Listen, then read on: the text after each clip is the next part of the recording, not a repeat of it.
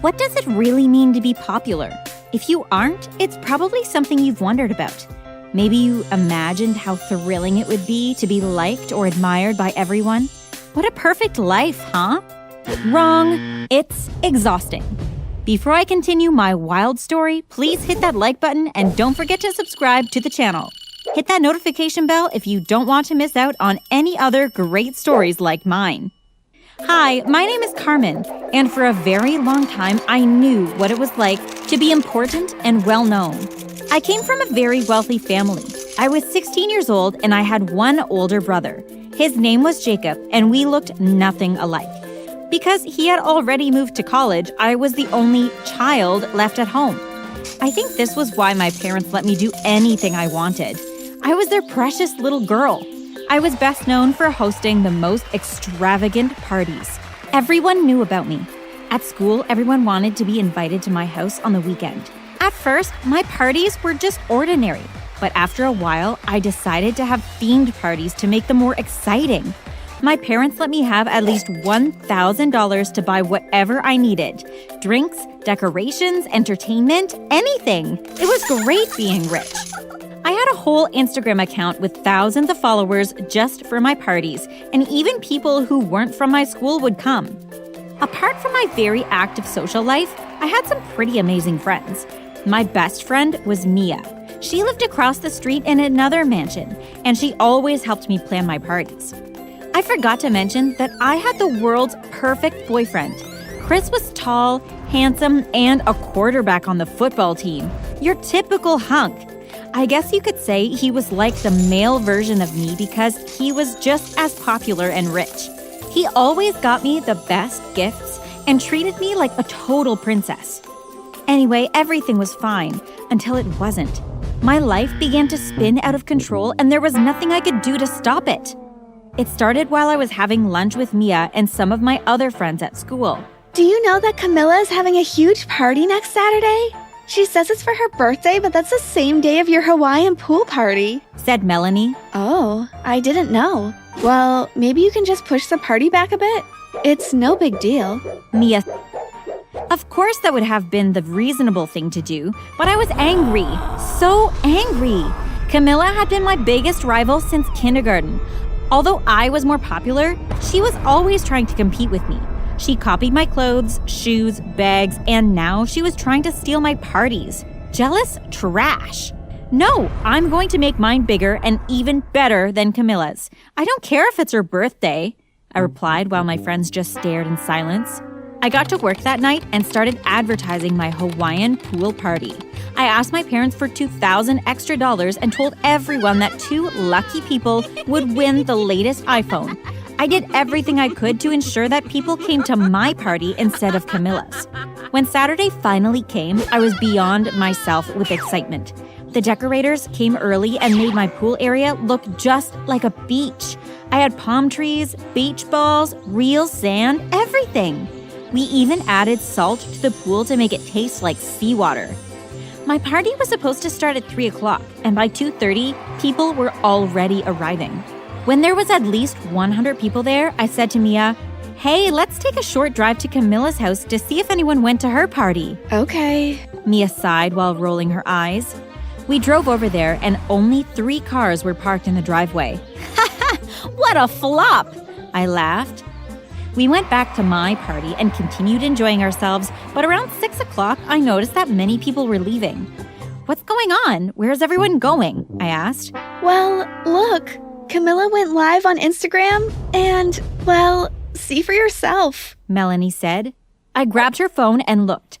Then I was shocked. 2 of the biggest pop stars were at her house. I'd never had any celebrities at my house before. I turned red in the face with anger and jealousy.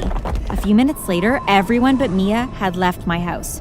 Even my boyfriend left. I'm really sorry, Carmen, but I need his autograph. I'm going to Camilla's party, Mia finally said and walked away. I couldn't believe that everyone had betrayed me. I hated everyone. The next week at school was horrible. Now Camilla seemed to be more popular than I was, and she even offered for people to hang out with the pop stars the next weekend. Everyone wanted to be her friend. A few weeks passed, and although I was still a bit popular, I began to fade into the background. Only about 20 people came to my parties because Camilla always had someone famous at her house. I don't know how and where Camilla was meeting all these celebrities, but there was a different one at her house almost every week. She started thinking she was more important than me too. Every time she passed me in the hallway, she'd just give me an evil smirk. I just rolled my eyes at her. I began spending a lot of time at home by myself. I taught myself a few new hobbies and began to read more books. I thought that there was no way my life could get worse than this, but I couldn't have been more wrong.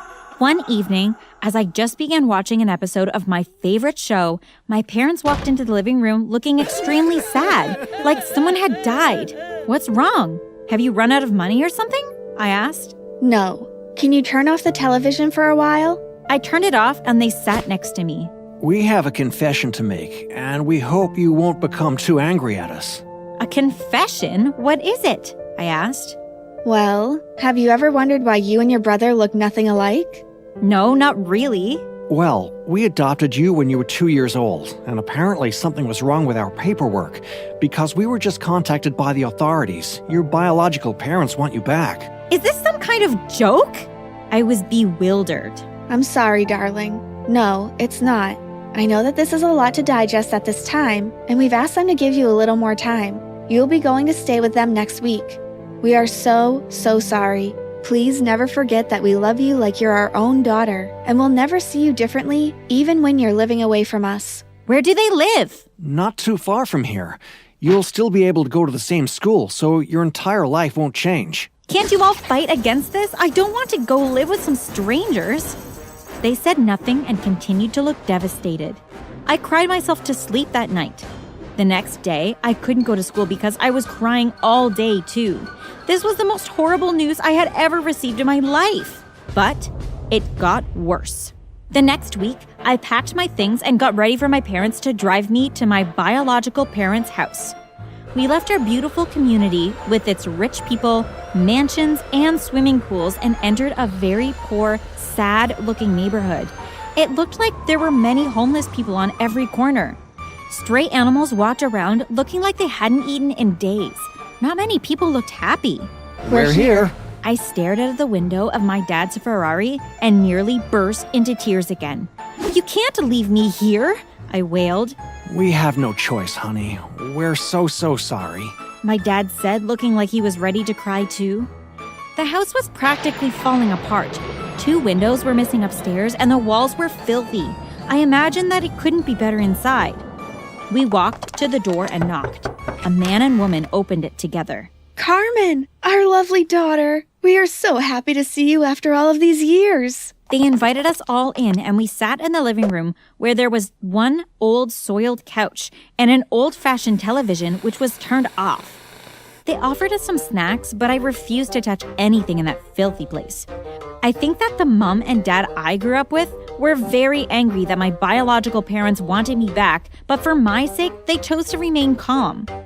After they left, my new mom and dad, Janet and George, showed me upstairs to my room. It was smaller than the laundry room at my old house. I had a tiny old bed, a small desk, and a wardrobe.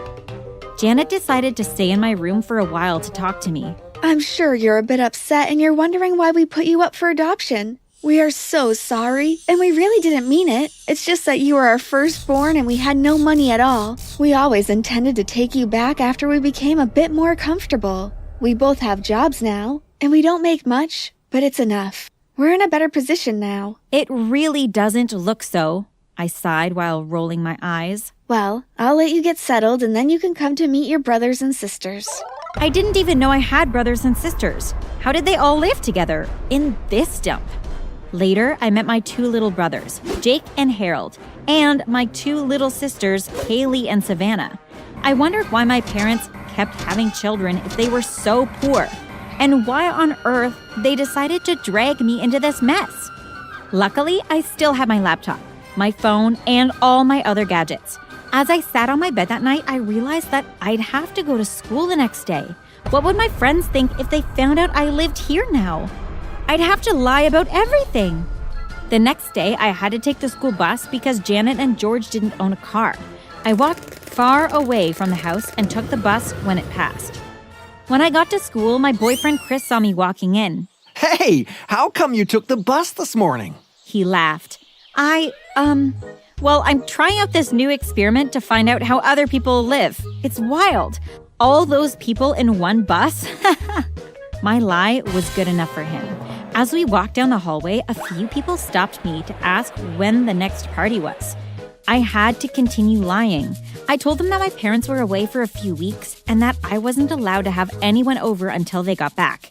They accepted this and moved on. But it kept getting worse and I continued having to create lies. Hey, can I come over later so we can work on our history project together? Mia asked. I began to freak out internally because I remembered she lived across the street from where I used to live and she'd eventually notice that I just wasn't there. I can't tonight, sorry. I've got a hot date with Chris. She shrugged and started talking about something else. I began to hate my life. I was used to being rich and popular, and part of me felt like this was all a terrible dream. After school, I pretended like I had to leave early. I hid in a small storage room until I was sure that everyone had left, and then I walked to the bus stop and took a bus home. I continued this routine for a while, and I started to get used to my new life.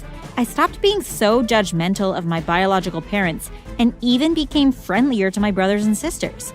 In fact, I started to like my little sisters a lot. They looked up to me because they thought I was so interesting and beautiful. I still called my other parents from time to time, and I missed them to shreds, but life had to go on. I finally began to feel at peace until the most dreadful morning I ever had at school. Carmen, Camilla uploaded this long video about how you're a fraud. I don't even know whether to believe it. It's awful.